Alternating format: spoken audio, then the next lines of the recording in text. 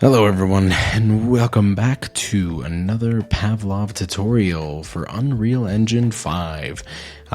Today we're going to be taking a look at custom player skins. Now I mentioned in the previous tutorial video that until I felt a little bit more comfortable doing these custom skins again, I wouldn't make another tutorial on how to do it until then. But now I feel like it is about time to do that, and I am just now realizing how offset these are, and I hate it.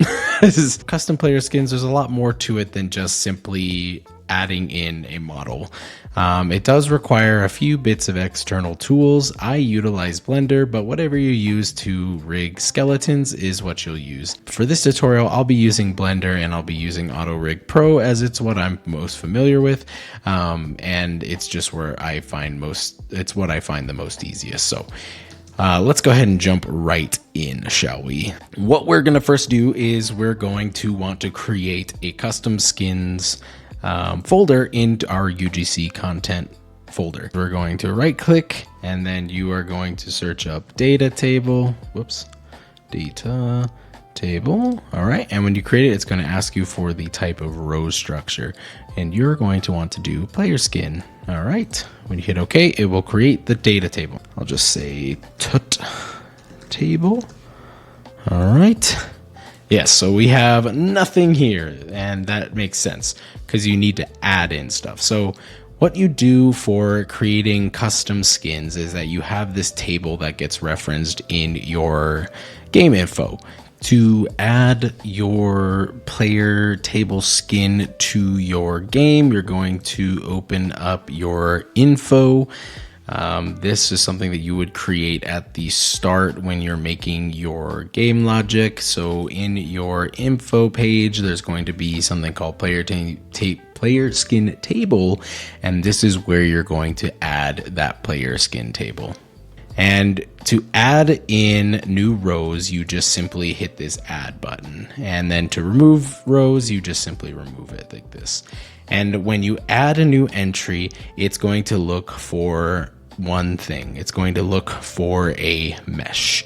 And that mesh is going to be a skeletal mesh in particular. And then the other thing it'll ask for is different kinds of hands. And if you do custom hands, this is something that you will also have to handle in the backhand or the back end as well.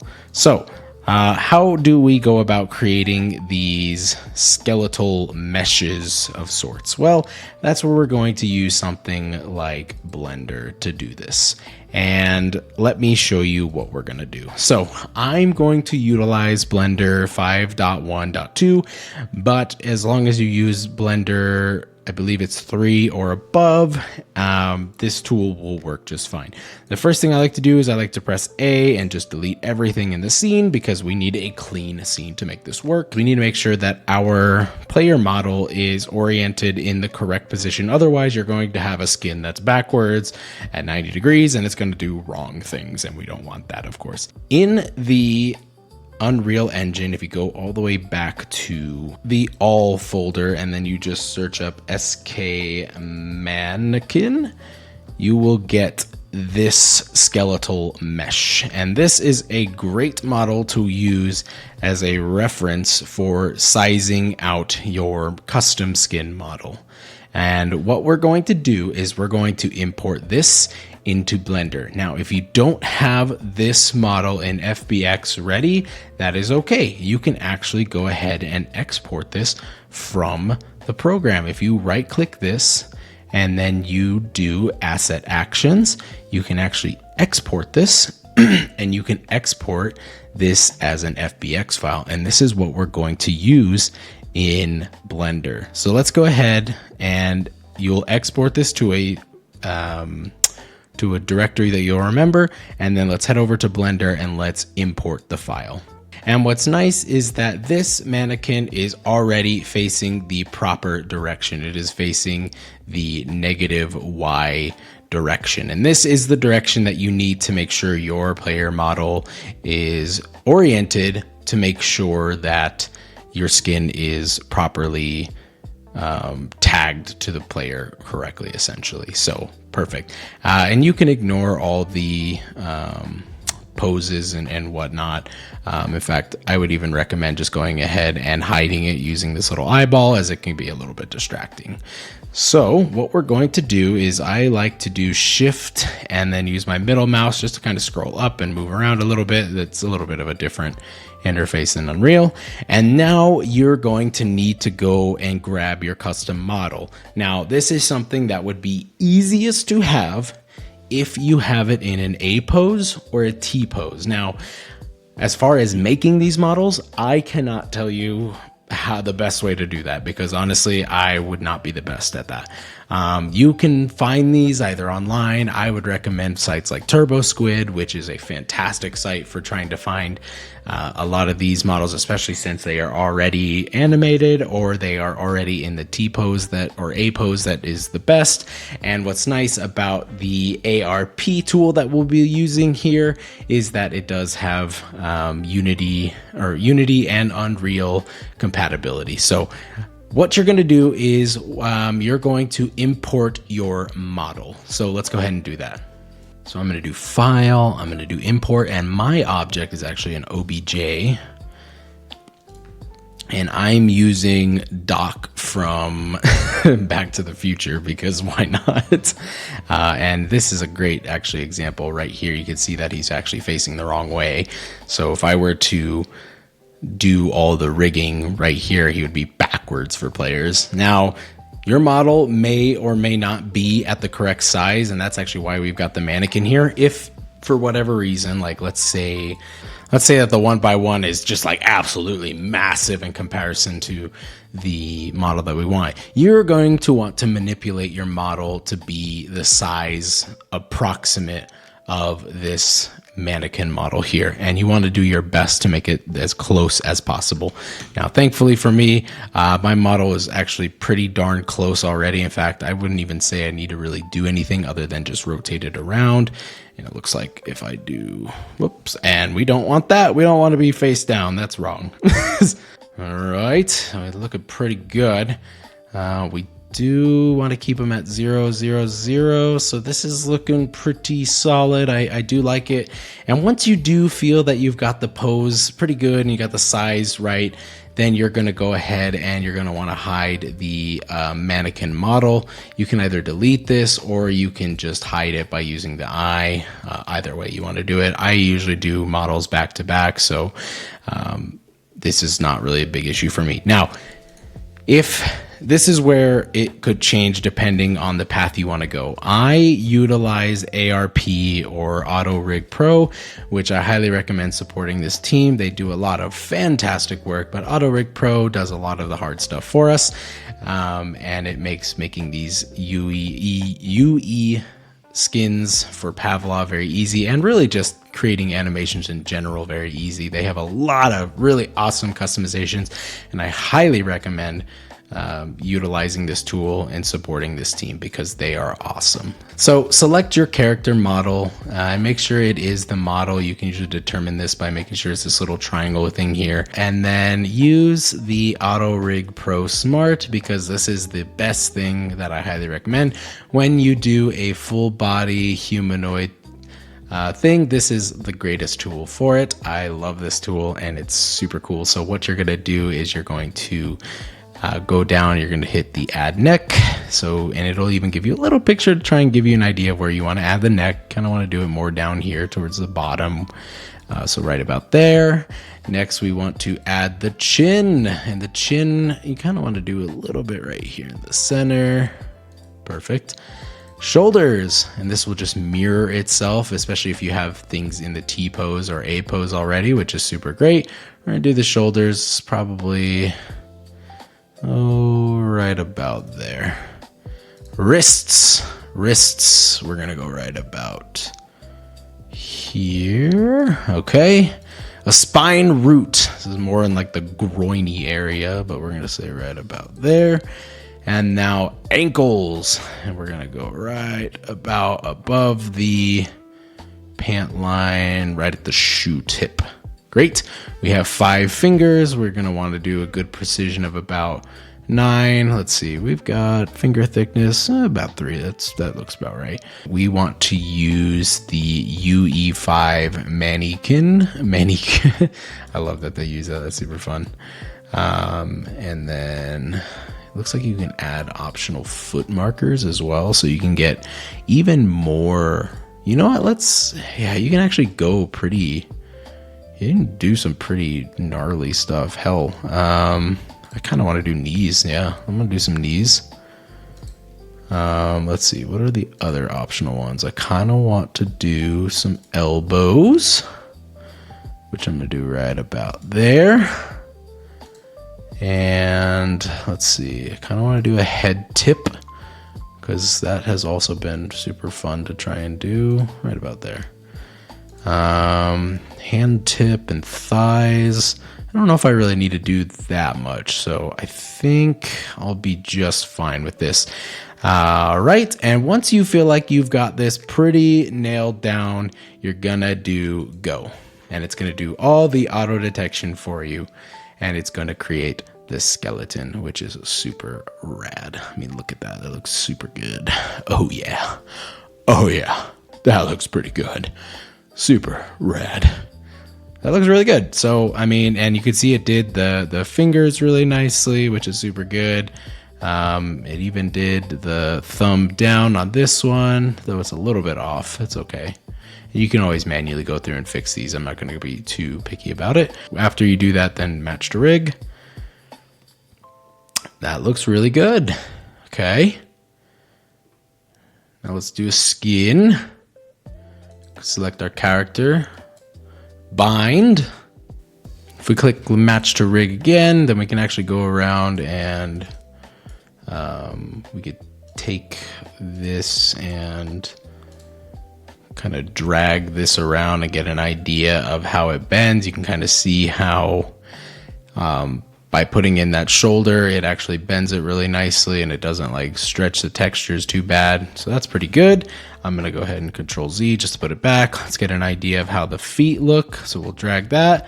Oh, look at those knees, man. Look at that knee. It looks good. Yeah, dude. Let's get an idea. This is definitely going to break it a little bit. Oh, look at that neck. All right. And now let's see about the fingers.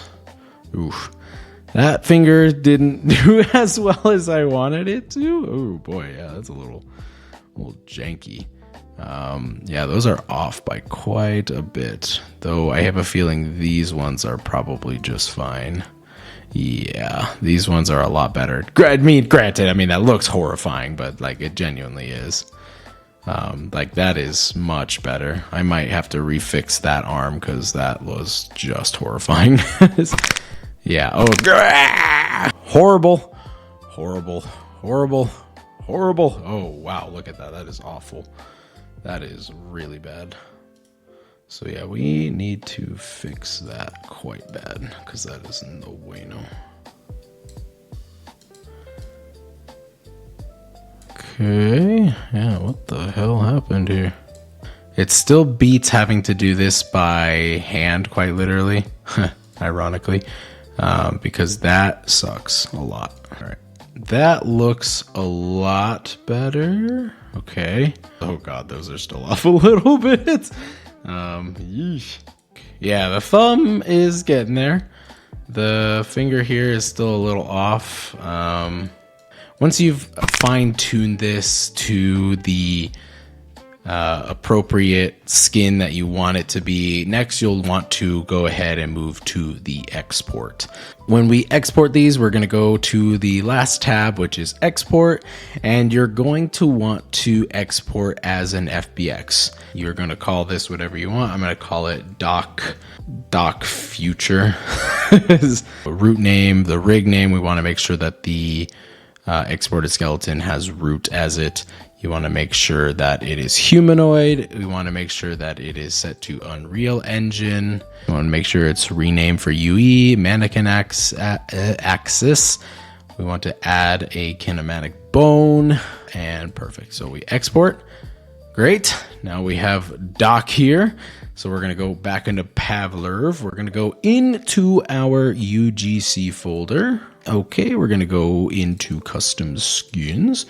and I'm going to just import it here. So I'm going to click the import button. I'm going to go find where Doc Future was, which he's right here. Perfect. Import all. No smoothing. That's fine. All right. So there we have this. And I just realized I also did not import the textures, which was totally my fault. So I will do that here in a second. I'm going to pull out the skeletal mesh, which you can see here, and I'm going to turn off the lighting so that way it's a little easier to see. But you can see Doc is looking pretty ghostly and ghastly right now. So let's go ahead and fix him and get some textures on him so he's not looking too spooky. Body. We got this. All right, I'm going to apply. We're going to do the eyes next. So we're going to pull a thing, texture sample here. We're going to do eyes, which is just horrible. Horrible. Horrible. Horrible, horrible, horrible, horrible. Wow, look at you, Doc. You're looking sharp as hell. Face. Ooh.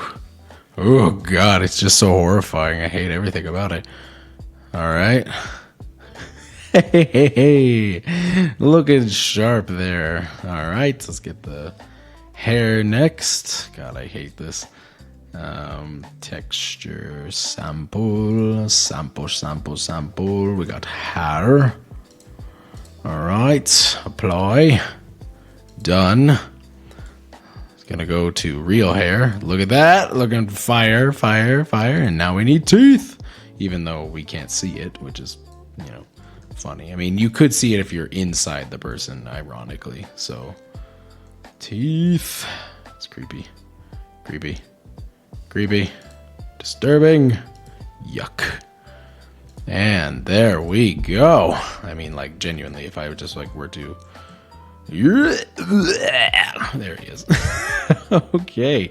And there is Doc. There is this. So now let's create the player skin. So now that we've got the model, we're going to go ahead and move him to the side over here with all the other player skins, and we're going to create a box for him now. So we'll copy this one from the ODST. We'll move it over. I'm actually going to move Doc a little bit more. And he needs to go back just a little bit right there. Okay, so what we're going to do now is we're going to click on this. We're going to call this one Doc, but we haven't created the skin yet. So what we need to do is we need to go back to the custom skins player skin table, and we need to create a new entry. So we're going to add, and we're going to rename this to the name of the skin that we want it to be. So we're going to call it Doc because I already went that way. And now I need to find Doc here. Doc Future is going to be this, and he's going to have bare hands because he just has bare hands. It saves me having to do that, which is great. I don't know why this error message is still here. And then we're going to save. Close this. We're going to save all. And there we go. We have created our custom skin. So now when you walk into the volume, you will become Doc from Back to the Future, which is just fantastic. And that's pretty much all there is to it. I know that's a lot. It's definitely not the most simple process, and it does require utilizing a Blender add-on, but I do promise that using this add-on will save you a ton of time. And it's also a great add-on for learning a lot about animation in Blender and saving you a lot of time when it comes to rigging characters. It's super easy, it's super fun, and it's just a great learning opportunity, and I highly recommend supporting the team behind it as they have a ton of super cool things. With that being said, thank you all for watching. I hope you all enjoyed this video and you learned something new. And if you have any questions about further tutorials or need help with the processes or steps that we just went through, feel free to let me know in the comments below. This has been MaJerati, and I will see you in the next one.